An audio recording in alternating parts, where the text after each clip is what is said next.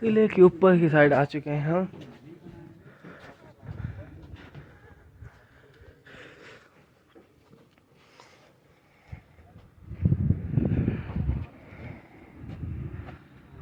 बहुत ही प्यारा किला है ये,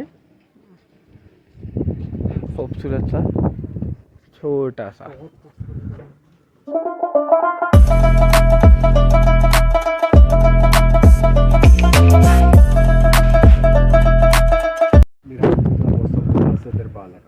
लोगों के मसाइल सुनते हैं। शायद इन एरियाज़ की दफाते आपके ग्रुप में से किसी मेंबर ने तो एक फील किया होगा कि यहाँ के हवा में नमी नहीं है, खुश्क हवा है। इवन हमारे यहाँ पे सर्दी भी तो तेज़ होती है, गर्मी की हम बात नहीं कर सकते। जून जुलाई में अगर आप इनकेस विज़िट कर लोगे ना, आप आधा घंटा धूप में नहीं बैठ सकते, स्किन जल जाएगी। छाँव में चले जाते हैं तो हमें फील नहीं होता गर्मी, इसलिए यहाँ पे धूप भी तेज़ पड़ती है और सर्दी भी बहुत ज़्यादा होती है। तो हमें उसी नस्बत से या तो कमरे यूज़ करने पड़ते हैं या तो उसी नस्बत से हम छाँव और धूप में बैठते हैं। ये दरमियान में जो सीन रखा हुआ है ये हमारे कौमी जानवर के हैं, मारखोर के हैं। बाकी जो दोनों साइडों पे जो रखा हुआ है ना, ये आईबेक्स के रखे हुए। आईबेक्स दो किस्म के होते हैं, तो ये जो है ये हिमालयन है। कराकुरम थोड़े से उनसे छोटे सींग होते हैं। वो जो लास्ट पिलर के ऊपर जो सींग आपको नजर आते हैं ना, वो ब्लू शीप के रखे हुए। तो हमारे यहाँ पे मुख्तलिफ़ किस्म के जानवर पाए जाते हैं। मारखोर होते हैं, आइबिक्स होते हैं, ब्लू शीप होते हैं, स्नो लेपर्ड्स होते हैं, मार्कोकोन शीप्स होते हैं। हमें फिर उसके बाद ऊपर एरियाज़ पे चले जाते हैं तो ये नज़र आते हैं। बाकी जहाँ पे लोगों की आबादी है वहाँ पे बहुत कम होती है। ये पहाड़ी इलाकों में रहने वाले जानवर हैं। और उस साइड पे एक छोटा सा कमरा जो है गार्ड रूम है, वहाँ से नीचे व्यू को देखा करते हैं। थोड़ा सा 2 मिनट आपके पास फ्री टाइम, अपने दोस्तों के साथ कुछ फोटोग्राफियाँ कर लो, फिर उसके बाद किले का आधा टूर बाकी है, आराम से हम आगे बढ़ेंगे। हैं ये अंदर। वो बड़े तंग करने वाले ग्रुप हैं। अच्छा ठीक, इसलिए करें कि अपने ग्रुप को आगे ले जाए ताकि आपको डिस्टर्ब हो जाए। जी ठीक है। आगा खान 40 इमाम शाह अली।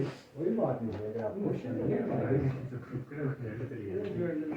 जी तोजे फरमाते हैं प्लीज। 2 मिनट के लिए आप तोजे फरमाएंगे जी। कमरा बेसिकली जो है कि प्रिंस ऑफ हुंजा का रिसेप्शन हॉल है, ऐवान इस्तकबाल है, जहाँ पे अपने खास मेहमानों से प्रिंस ऑफ हुंजा मिला कर।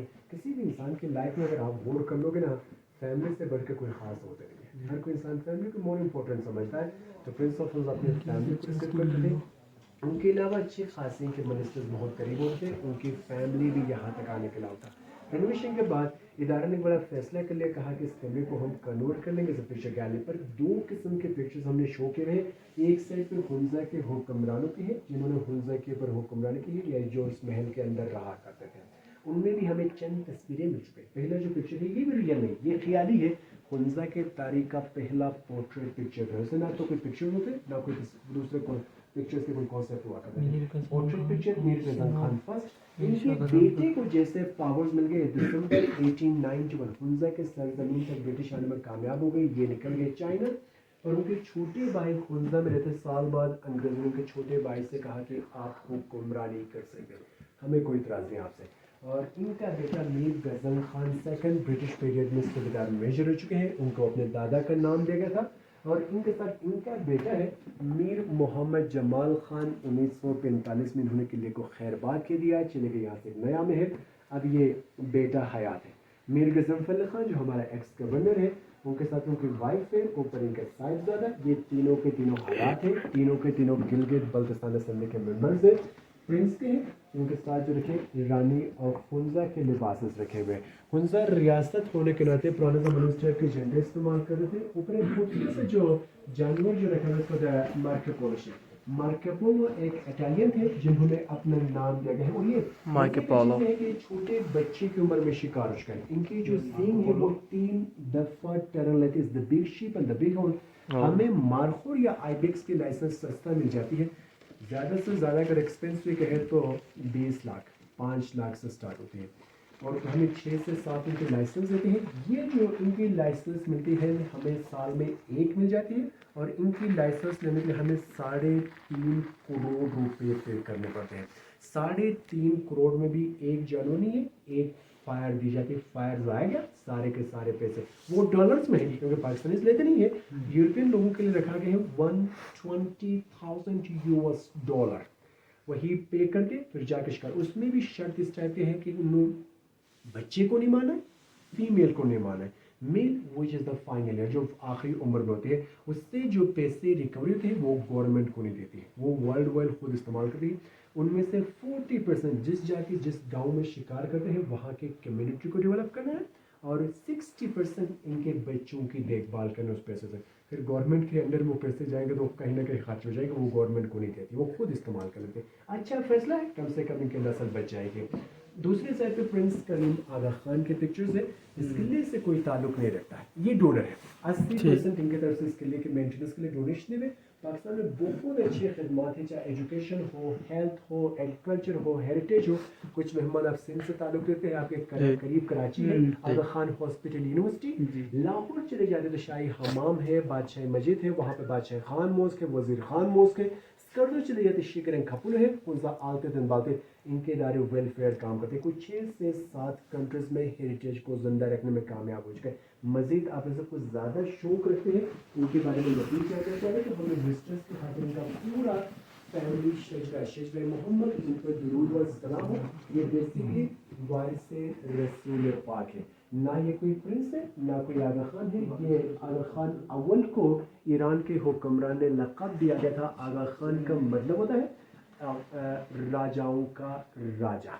پھر ان کی شادی ایران کے حکمران کے صاحبزادے کے ان کی شادی ہونے کے بعد ان کی اکلوتی بیٹی تھی, وہ اپنی بیٹی کو مایوس نہیں کر سکتے تھے.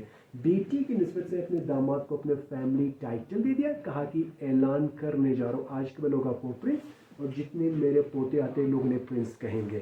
ہم اپنی آسانی کے خاطر ان کو پرنس آغا خان, موجودہ آغا خان کے نیچے نام لکھے گا شاہ کریم الحسنی, امام حسین کی اولاد میں سے تعلق رکھتا ہے. نہ یہ کوئی پرنس ہے نہ کوئی آغا خان ہے. مزید جاننا چاہتے تو یہ پورا 55 سال کے شجرہ ہے. اب ہم آگے سمر بیڈ روم چلیں گے تو تو وہی سمر بیڈ روم.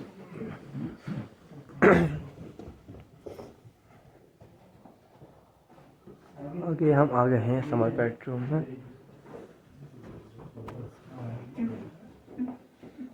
سمر بیڈ روم میں ہم پہنچ چکے ہیں.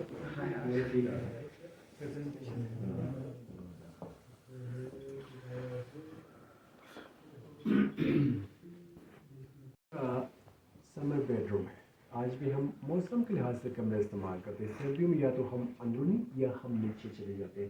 باقی گرمیوں میں سے ہوادار کمرے استعمال ہوتے ہیں. تو یہ سمر بیڈ روم ہے. یہ خوبصورت ہے, جو قالین ہے راجا کے لیے باہر تخت کے اوپر بچھاتے تھے مست کی جگہ پہ. اوپر لکھا بھی ہے, یہ اوریجنل نہیں ہے, یہ ریپلیکا رکھا ہوا ہے. اوریجنل شاید ان کے گھر میں ہوگا تو اس لیے ہم نے ریپلیکا رکھے ہوئے. آپ کے چاروں طرف یہ کچھ تجارتی معاہدے ہیں خنزا اور چائنا کے درمیان. جو پرانے سلک روٹ بہت زیادہ مشہور ہو چکا ہے, اسی کے اوپر جو معاہدے ہوتے ہیں, ایک ان میں زبان چیکے گئے چائنیز ہے, دوسرا جو زبان جو ہے فارسی برصغیر کا پرانا آفیشیل لینگویج ہو چکا ہے. الگ ہونے کے بعد India can accept Hindi, we accept Urdu and Bangladesh accept Bengali. سے پہلے ہم تینوں فارسی آفیشیل لینگویج کے لیے ایگری تھے.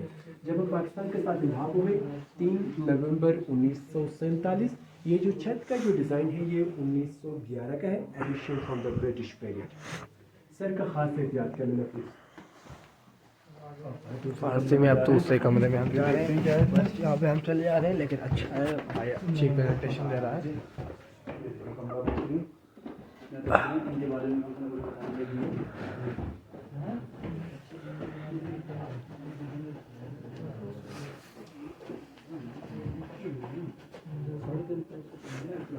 جی تو جو فرماتے ہیں پلیز آپ مہمانوں سے, یہ ایک باہر سے ایک خوبصورت سے جو بالکنی نظر آتا ہے نا, جو نیچے پلرس کے اوپر کھڑا ہوا ہے.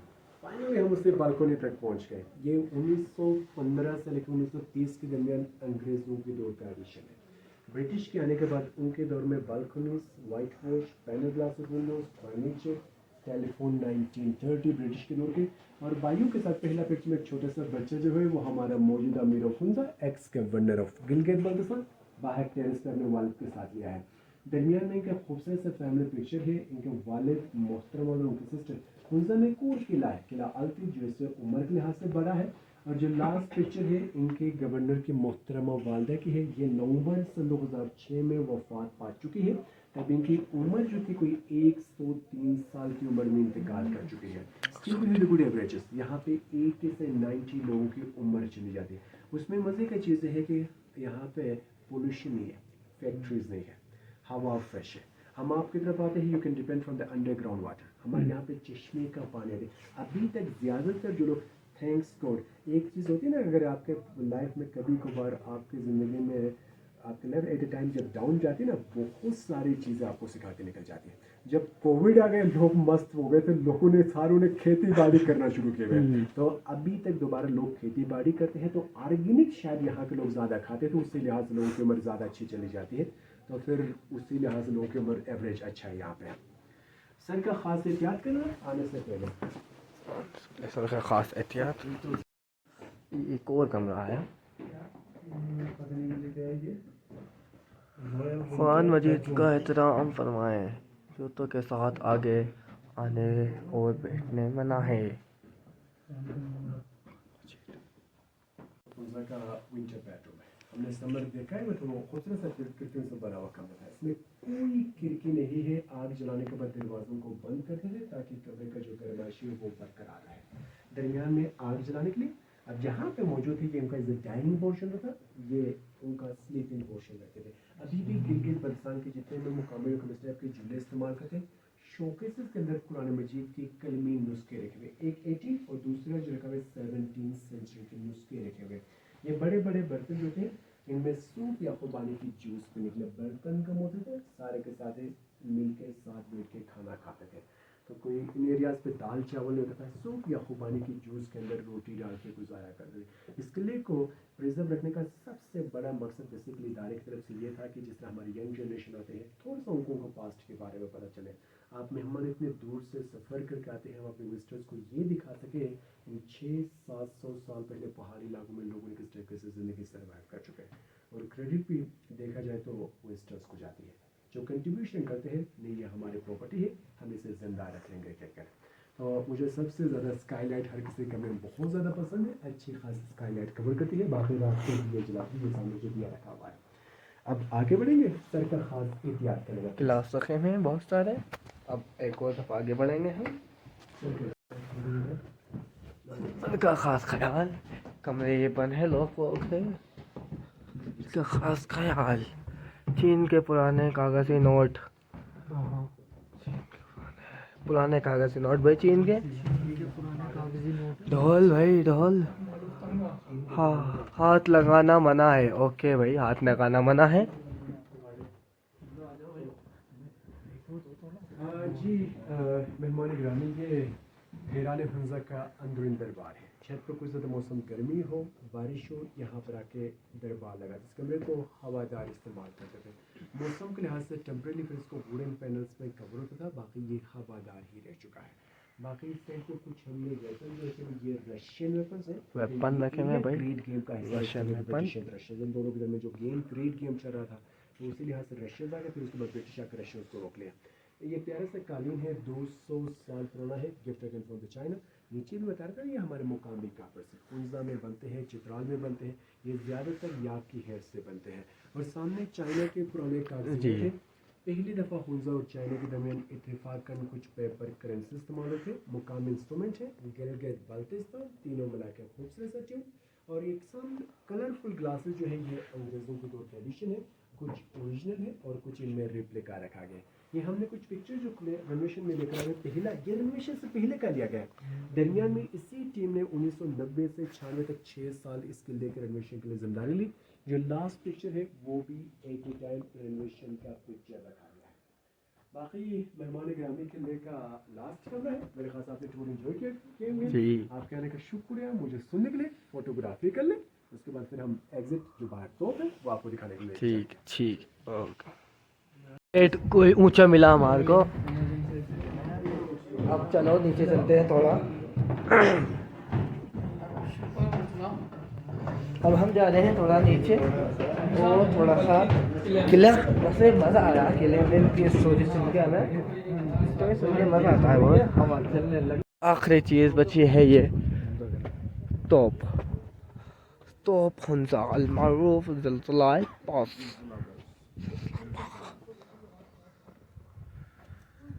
आ रहे हैं ऊपर से हमारे बंदे। सर्दी बढ़ती जा रही है जिसकी वजह से। और गाइड असल में अपना बहुत अच्छा था, मज़ा आया बहुत। किला सबको पसंद आया हमारे को। टूर गाइड को सुनने में बड़ा मज़ा आ रहा है, जैसे वो कहानियाँ बता रहा था। वैसे हमें लग रहा था कि किले ऐसा होता नहीं है, अच्छा हमें मज़ा नहीं आता, लेकिन इसमें मज़ा आया।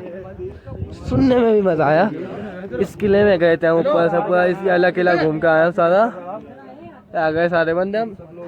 और अगर और कुछ भी देखना हो तो मेरा भाई के चैनल भी है, उस ब्लॉग की लिंक भी मैं डिस्क्रिप्शन में दे दूंगा, उसके चैनल का नाम टाइटल में भी डाल दूंगा, डिस्क्रिप्शन में भी दे दूंगा, उसमें से देखना। अल्लाह हाफिज़।